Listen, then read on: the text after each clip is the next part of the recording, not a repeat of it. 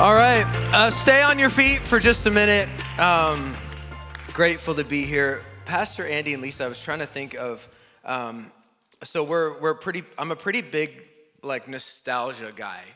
So I get caught up in my feelings. We're gonna set up our Christmas tree this Sunday.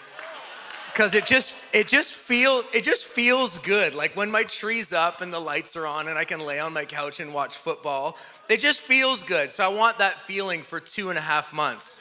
But that's kind of the way I feel when I come to Coastline. There's something, like every time I'm here, it feels like it's in season. Like there have been times when I've come and I've needed to be encouraged. There have been times when I've come when I've needed to be supported. There have been times when Natasha and I have stepped into Coastline not knowing that we needed some healing and some care, and we've just received healing and care. It's just, you guys are such great pastors and always so appropriate. And the thought I had when we were in worship, I was like, you don't really do events, but you make great space. It's just so much better than an event. And so I just want to encourage you, whatever you're walking through in ministry as you step into the room today, lean into the heart of the house that flows directly from Pastor Andy and Lisa, because I'm confident that what you need is going to be here in the room, and that just glean from them, take from them, receive from them. Thank you so much. Love you. You're such great friends. And being with you is like having my Christmas tree up. I guess that's what I'm saying. Okay, grab a seat. Oh man, how about those Jays? Let's go, Blue Jays. Oh man, not even, so how many hours are in a day? 24, 48. I'd say, 3 days ago, I was telling everybody the Jays suck. And now I'm like, they are the best team ever. God can turn it around that quick. Okay. I've got a verse to share, and we'll talk through a couple of things. Thank you for taking the time to invest in your leadership, your church, your region. 1 Chronicles chapter 28 and verse 10. 1 Chronicles 28 verse 10 says, "Consider now, for the Lord has chosen you to build a house as the sanctuary. Be strong and do the work."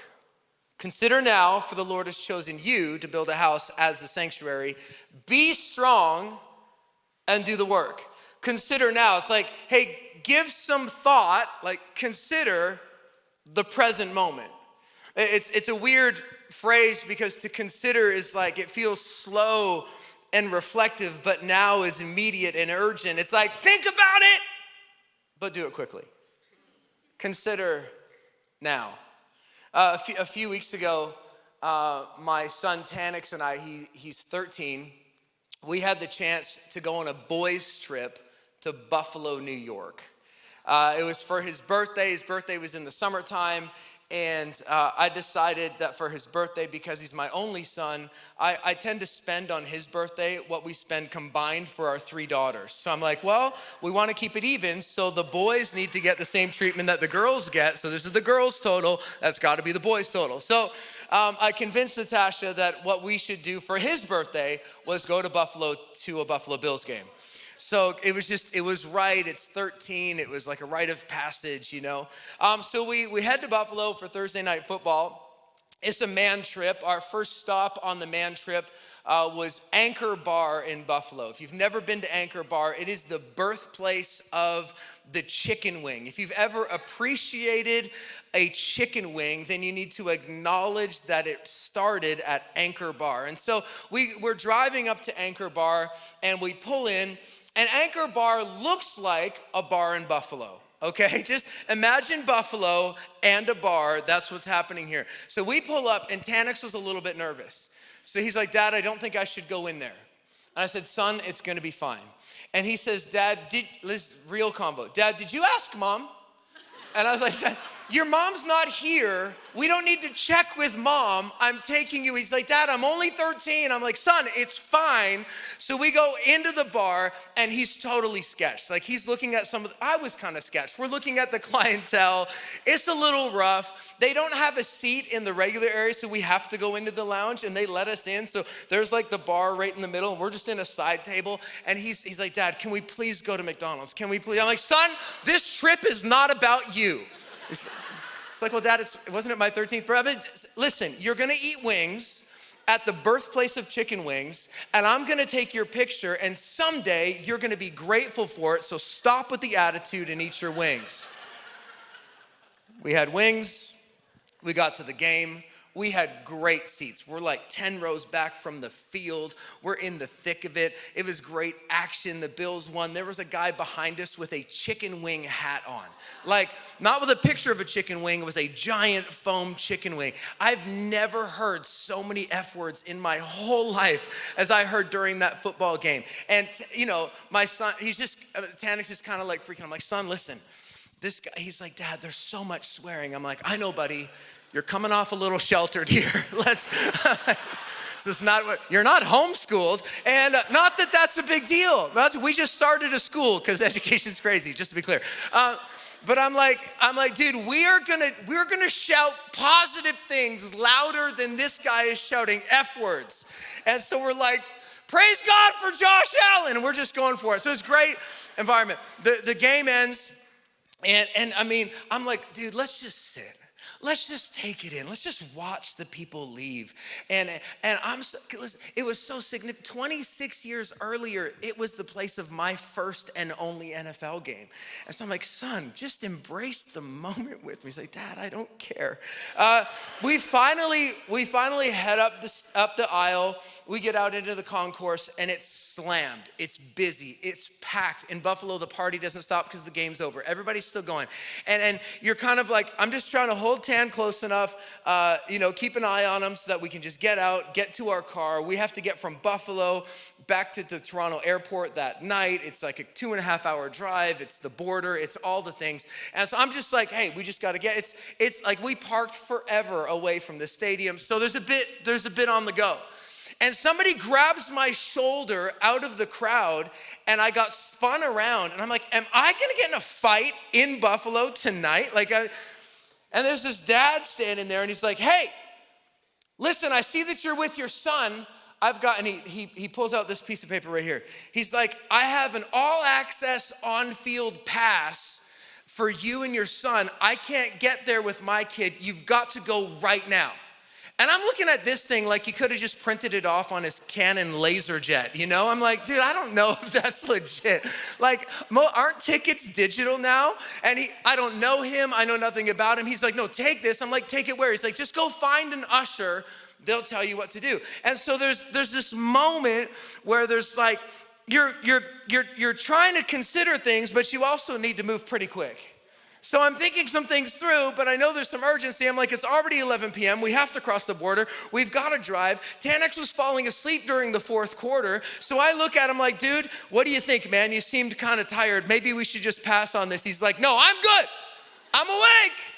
And so we go down. We didn't have time to overthink it. We didn't have time to play through all the possibilities. I didn't have time to weigh pros and cons. I certainly did not have time to check with his mom.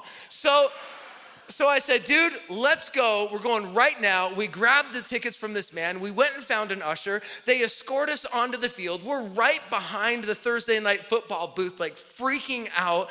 They gave us footballs. We're like, I have a picture. This is a picture of us. I think I have a picture. That's us on the field. I mean, that's pretty cool, right? Like, it's pretty. 71,608 fans, and we got picked out of the lot by a stranger in the concourse. Okay, I also have a little video. Check this out, I think. That's Tanex. Boom.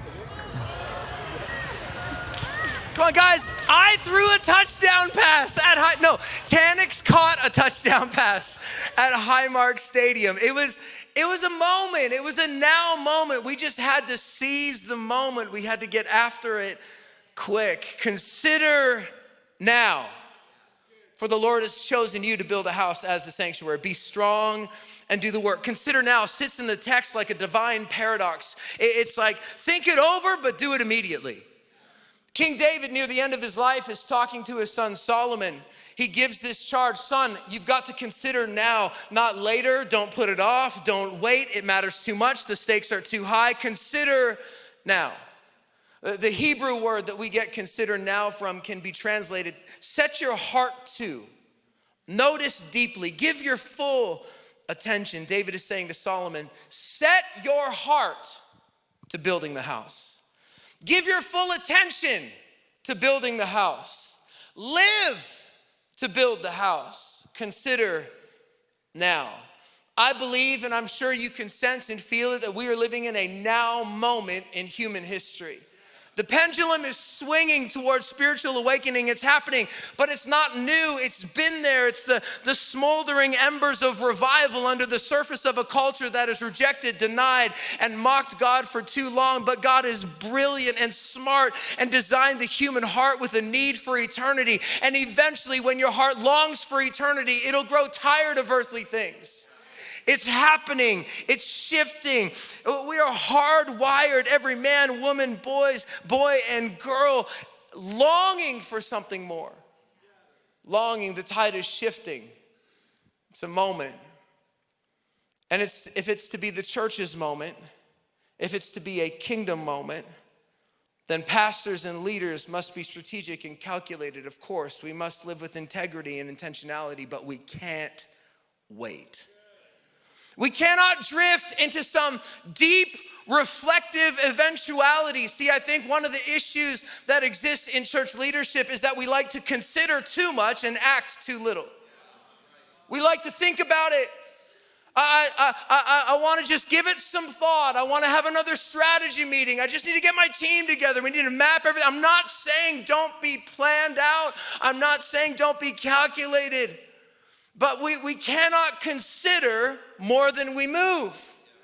The call is not a someday when call. The mantle on your life as a church leader is not a someday when things kind of sort themselves out, when it's more convenient. We don't have the luxury of complacency. We don't have the luxury of waiting around. Consider now. It's urgent and immediate. Listen, consideration is safe, but action will cost you. Consider now. I don't want to spend so much time considering the moment as a leader that I fail to seize the moment God has dropped me in. Consider now. This moment is the moment we have. You and I both know that we don't know what tomorrow brings. We might not have another day to invite that person to church. We might not have another moment to make the relationship right. We might not have another opportunity to take the step of faith. You might not have another chance to release the leader, share the vision, start the service, launch the campus. Do it now. Now is the time for action. Now is the time to move. Consider now that God has chosen you to build his house. And so we get to see this conversation between David and Solomon, but as I'm watching this conversation unfold, I'm thinking about all the other ones they probably had. They probably talked through a million things from David's very detailed and storied life that we don't get to see, but I'm sure God shared. I've got a thought on maybe 3 or 4 things today that I bet David said to Solomon as he was charging him to build the house. The first thing I think he said, so if you're taking notes, these are the things, okay? I bet that David told Solomon, keep obedience over optics. Obedience over optics. See, we all know that God anointed David to take over for Saul. We know that he anointed him because David, the Bible tells us, was a man after God's own heart. So Saul looked good on the outside. He was strong. He was tall. He was head and shoulders above the rest. But he was compromised internally. Be less concerned with optics than you currently are. See, all Saul cared about was the external things. He was worried about what everyone thought about him. We can't lead like that. When optics matter most, we become a slave to the opinions of others. That's the praise and the criticism. We can't lead like that. The last several years of ministry in Canada, I believe it's been easy to allow our hearts to get driven by the optics instead of obedience. When optics lead, convictions become areas of compromise. When optics lead, it starts to determine what we will preach and won't preach, what we will post and won't post. When optics lead, it puts pronouns in bios. When optics lead, it takes truth out of pulpits. When optics lead, it tilts the scale to empathy and acceptance in the name of love and grace instead of holding grace and truth in their proper tension. When optics lead, we are more concerned with what did people think about my sermon than how did I treat that dream team member. When optics lead, the question we're trying to answer all the time is how will this look, not did I do what God said. When optics lead. Galatians chapter 1 verse 10, the apostle Paul says, I'm sorry, I didn't give anybody this scripture. Am I now trying to win the approval of human beings or God? Am I trying to please people? If I were still trying to please people, I would not be a servant of Christ. It is a harsh reality, but the moment as a leader I'm driven by optics, I'm no longer serving Christ, but serving self. Obedience over optics. Hear me, I'm not saying the optics don't matter. 1 Samuel chapter 16, verse 7. The man looks on the outside. So it's important that we clean the washrooms and that the people on the worship team can sing. It's important that there's a level of excellence. But God looks at the heart. You cannot allow the optics to outpace the obedience. The optics matter, but obedience matters more. So you've got to look inward. If I want to build for God, I need to make sure that who I am on the inside is being built by God. And there are far too many moments in my own life. This might not even be about you today. Maybe I'm just preaching to me. But there are far too many moments when I've tried to build something for God, but I haven't been built by Him internally. And then all of a sudden, I'm building in my own strength. I'm building for my own glory. I'm building for my own recognition. I'm building for the optics. A tree grows in two directions at the same time. A tree grows up and down. The downward growth of a tree is gravitropic. It's gravity. It's towards the earth and the deep. It's phototropic to grow up towards the light. Too many of us just want to be in the light and we don't want to be in the deep. The deep is the part you can't see. The deep is the inside work of the Holy Spirit. The deep, if you don't grow deep, you'll never grow up. You got to grow deep. It's the inside work. It's the obedience. It's the part you can't see. Prioritize it. Optics, growth. And this is even challenging for me to say because I'm a goal-oriented person. I like things that are tangible and measurable, but if growth is the goal, you won't get there. Or if you do get there, it'll be superficial. You'll have built a ministry that has the stability of a house of cards. But if we work on getting better, getting bigger will come. Growth is a byproduct. That phototropic, what everybody sees is an outworking of what everybody doesn't. So if you're gonna build for the Lord, get it right on the inside. God, I want obedience over optics. The second thing that I bet David leaned over and said to Solomon, I bet he said, hey man, fight the right fight. Listen, we all know the story of David and Goliath. I'm pretty sure you know how it ends. I won't get into all that. Don't want to spoil it in case you don't know. In 1 Samuel chapter 17, the scene is this. You've got an Israelite army on one side of a valley. You've got the Philistines on the other every day for 40 days. Goliath comes out and he taunts the Israelites. He's hurling insults and mocking them. He is the champion of the Philistine army. There is nobody like him. The stakes are high. And every day he sets the stage for a 1v1 winner-take-all battle with the fate of nations hanging in the balance. The problem is that you have a champion with no challenger. In most sport where there's a champion, there's always somebody saying, man, if I just had my chance. If I could just get in the ring, if I just had the opportunity. And 40, we know that 40 in scripture represents a test. I believe this was the test on the Israelite nation. There's a champion. Is there anyone that would challenge the champion? No challenger. Every day for 40 days, the Israelite army, all of those who had enlisted to be in battle, would run in the opposite direction out of fear. They had intentions of victory. I believe they signed up with intentions and visions of valor, but now they're cowering in the camp. Fear and intimidation caused them to retreat from the battle lines. Now here's the problem. They were warriors. They were wired to fight. It was in their DNA. They were looking for a fight. And when you're wired to fight, you'll find one, even if it's the wrong one. That's why in 1 Samuel chapter 17, verse 28, Eliab starts going off on David. He heard him speaking with the men, and he burned with anger at him and said, "Why have you come down here? And with whom did you leave those few sheep in the wilderness? I know how conceited you are and how wicked your heart is. You came down only to watch the battle." Listen, the devil strategically wants men and women of God to get into lesser fights so they avoid fighting the real enemy that's standing in the battlefield. Eliab starts picking a fight. He questions David's motives. "Hey man, why are you here?" Questions his competency. "Hey, did you leave anybody with those few sheep, or were you irresponsible?" Questions his heart and his values. "Hey man, I know you only came to watch. There's so much pride on the inside of you." And so instead of fighting the real enemy, you have brother versus brother who are on the same side, but not even looking at the assignment.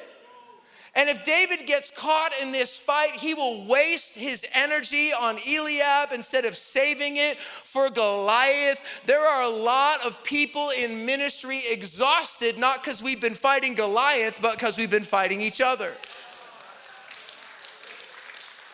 This is what happens. Eliab's wired to fight, but when you run from the right fight, you engage in the wrong one. And listen, I know most of the people in this room. Well, I don't know most of the people. I just know that you're probably not out there in the comment sections lighting everybody up. You're not like engaging in these big public battles. It's probably not your thing. I'm not saying there's none of that, because I do think there's actually a lot of passive aggressive opposition amongst church leaders, movements, denominations. I think it makes us look stupid and ridiculous. It's divisive. It's counter unity. The devil's not afraid of a big church. He's afraid of a unified church. And if we just continue. Listen, I actually think in our country, if the voice of the Christians was unified, we would be the most powerful voice from coast to coast. But we just can't get our crap together. Sorry, said crap. I apologize. It's not my notes. I would never put that in my notes. Do you know the word for opposition comes from, it's a combination of the French and the Latin. It's an astrological term used to describe when two heavenly bodies are positioned across from each other in the sky. I think the fact that it originates from a picture of two heavenly bodies is a great reminder that the real opposition is supernatural and spiritual.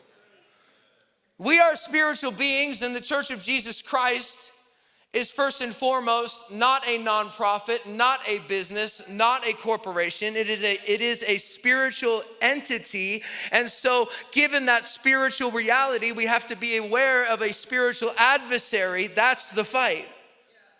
So everybody in this room at some level said yes to ministry. You didn't say yes to receiving high fives. You didn't say yes to a paycheck. You didn't do it for the retirement package. You probably didn't do it for the recognition. You did it because at some point you looked at injustice happening in your environment, in your family, in your context, and you thought, I've got to do something about this. That was Eliab's motivation at first was, I've got to get there to defend my country. We're hardwired to fight. Hardwired to take territory, hardwired to push back darkness. So stay in the fight. Don't get caught in lesser battles over non-essential issues. Save your opinions on how other ministries and ministers and Christians, just put that aside. Here's a filter. Is there anything, because most of the fights we fight in this way are not visible. Is there anything in your heart towards somebody else in ministry? I caught myself this week being a lot more Eliab than I was David. Natasha and I were in Boston. I was preaching, and this is the dumbest thing. I was invited there to be a contributor to speak, and I started to notice through the first couple of sessions, I was speaking last, which is always the worst. I'm so glad to speak first today, because if somebody else here, they're all phenomenal preachers, have planned out of this text, because that's always my fear, is that if I'm later in the day, somebody else is going to steal my text, and then what? So I'm sitting through the other sessions, and there was a pastor in the room, a young guy, and everybody kept talking about how amazing it was that he was there, and they're talking. He's got the fastest, actually has the fastest growing church in America in the last 12 months. Grew by almost 270%. And so they're celebrating his story and talking about how great it is. And I'm like, who is this guy? He's not even speaking. He's just in the room, guys. Everybody settle down. And I started to get all Eliab in my heart. I'm like, what's his motive? He's probably loving all the praise he's getting right now. Keep it coming. I don't even know him. We've never met. I'm like, well, I bet he's preaching pretty shallow sermons. I'm thinking these things on Tuesday. I'm just being real with you. I'm watching him. I'm like, I'm definitely more expressive in worship than that guy. Maybe it's my cardio. I'm thinking, it's ridiculous. I'm thinking all of these things. And I'm watching it happen. And God grabbed me in a moment and said, stop it. Go encourage him. Go tell him it's an honor to be in the room with him, and you're excited to meet him, and you want to lean in and learn from what he's experiencing. Go lift his arms a little bit. You have no idea the weight and responsibility that's on this guy in this moment and what it'll mean to him if you would just, as a speaker at this event, come over and tell him you're proud of him and he's doing a great job. Something like that. God, I will not do any of those things. So he'd ask me again. And then you know what the big shift was for me? Is that God said, listen, instead of being jealous, insecure, intimidated, what if you just started to believe that if I did it in him, I could do it in you? I thought, well, Lord, why didn't you lead with that? Would have been way better. But then honestly, it's amazing how that shifts how you look at other people. Eliab is thrown off because David's not intimidated, because David's got purpose and passion and zeal, and he's got courage, and his insecurity causes him to start some opposition in the camp. What if, instead of our hearts being full of opposition towards one another, that was the posture?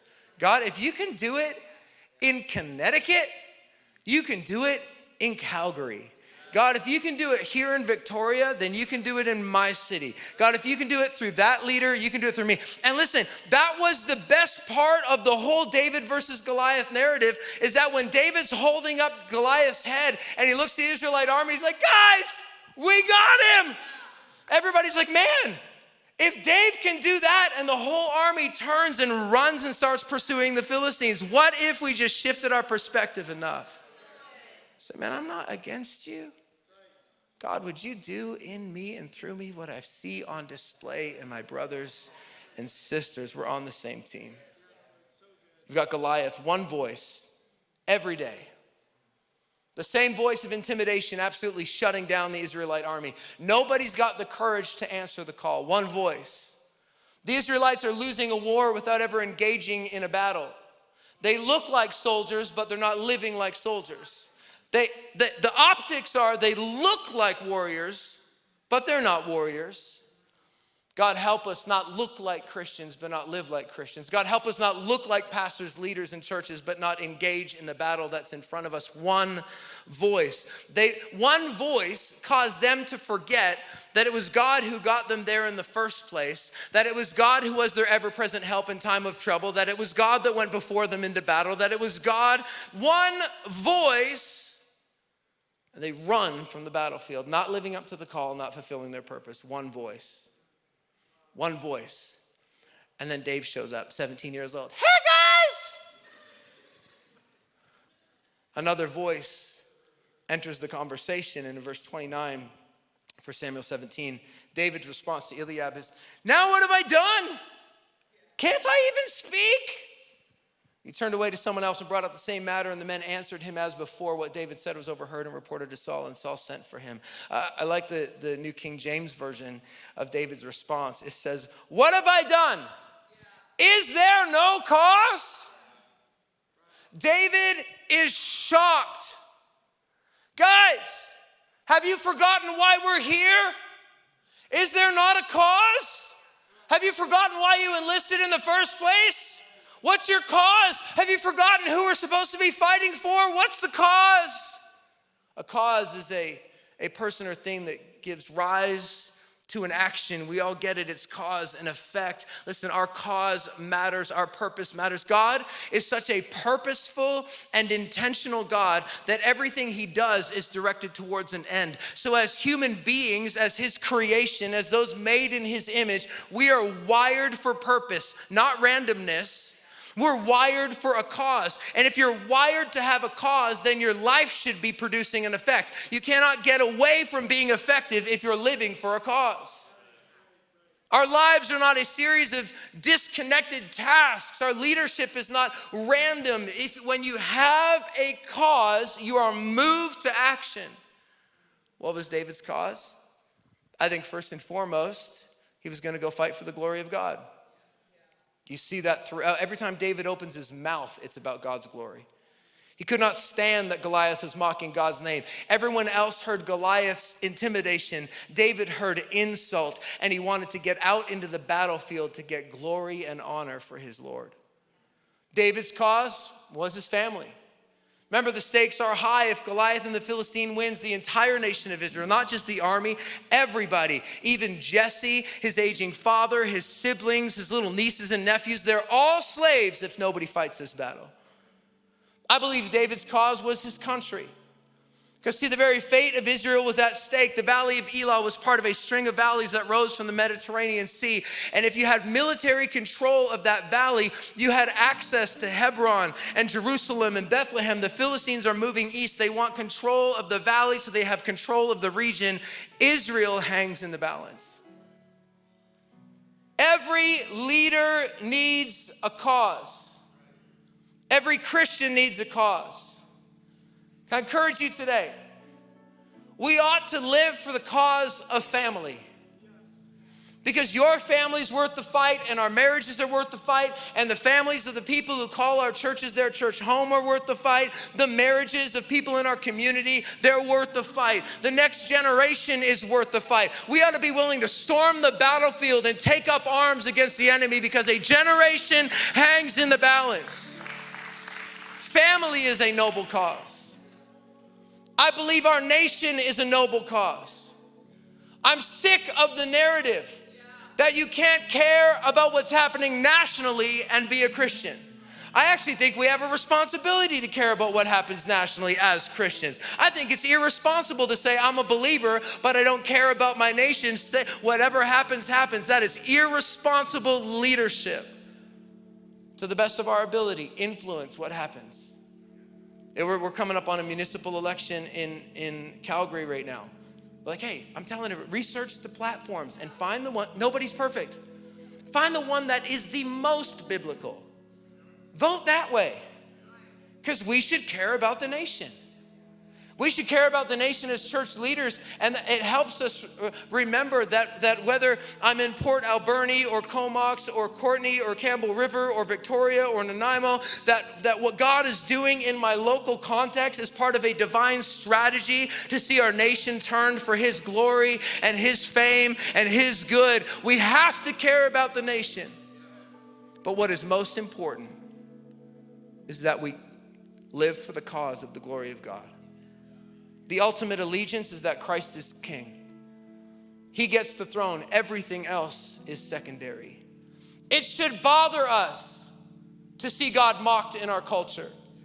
It should bother us to see him mocked in influential spheres. It should bother us. We should be so motivated for the glory of God that when we see him being ridiculed in the streets, we say, wait a second, something's not right here. When David stormed the battlefield, he did it for the glory of God. Listen, do not lose your cause. Do not lose. Listen, when you've lost your cause, you start settling for what has been instead of contending for what will be. When you've lost your cause, you stop praying and giving time to God, what's next. When you've lost your cause, you're not believing for anything anymore. And if you're not believing and dreaming, you might as well be dying. There are too many unsaved people for church leaders not to have a dream in their heart and faith in their step. When you've lost your cause, we mask it with consistency, and I'm gonna be realistic, and I wanna have a healthy cadence. Stop it. When you lose your cause, you start to elevate being faithful instead of being faith-filled. Listen, you can be faithful to some terrible ideas. And there are a lot of churches drowning because people are faithful to the way things were and are faithful to the way we've always done it, instead of being faith-filled enough to say, I'm gonna start something new, I'm gonna take a new step, I'm gonna have some bold faith, we're gonna believe for God to come through. When you lose your cause,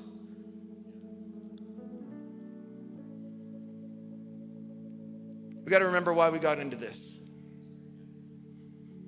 If you started a church, or when you stepped into leadership at your church, remember when we were dumb enough to think that the whole city could get saved? I remember.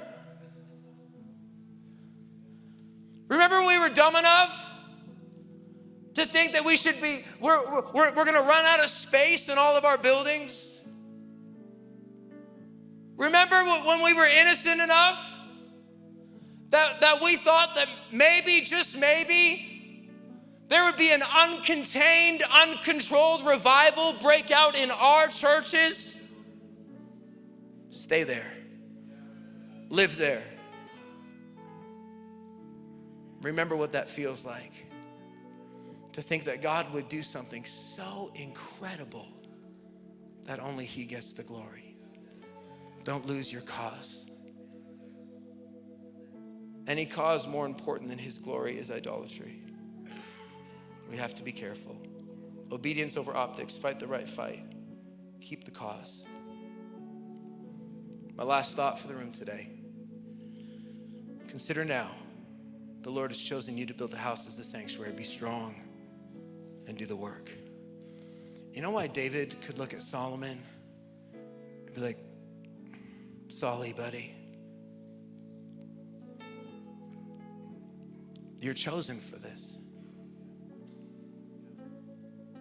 He could see that in Solomon because David knew what it was to be chosen.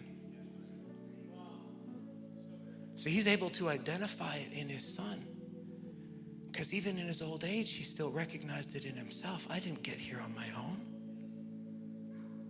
I was chosen too. 1 Samuel chapter 16, again, guys, there's so many scriptures I didn't give you. I'm sorry. Everybody in here has the Bible memorized, so we're fine.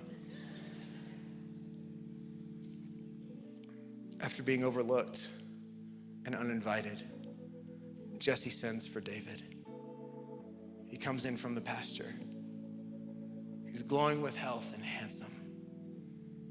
The Lord said to Samuel, rise and anoint him. This is the one. So Samuel took the horn of oil and anointed him in the presence of his brothers. And from that day on, the Spirit of the Lord came powerfully upon David. There's so much that we could say about that. You're anointed. Rise and anoint them. You're the ones. This is our time. But you know what I think is important for a room of leaders? Is that no man called David into the room that day. It wasn't somebody who recognized his potential. It wasn't somebody who looked at the optics and said, whew, that guy. No. He was invited into the room by God. And if you said yes to church leadership today, you've got to know you've been invited into this room by your Heavenly Father.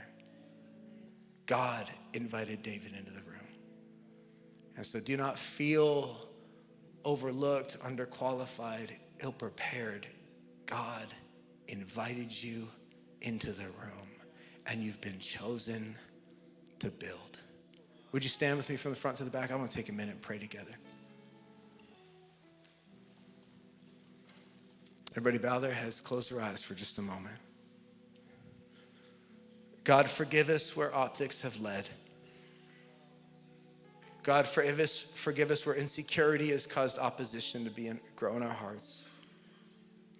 God, forgive us where we've lost the cause and started to pursue safety, security, stability. And remind each one, I called you into this room. God, deal with every hint of insecurity right now. God, deal right now with every heart that says, I don't know if I should be here. He called you into the room. He called you into the room. And the one who called is faithful. Lord, we thank you for every church, for every leader. God, thank you for every town, every village, every city. God, we commit again today to say yes to faith-filled leadership. Consider now that the Lord has chosen you to build his house. Amen.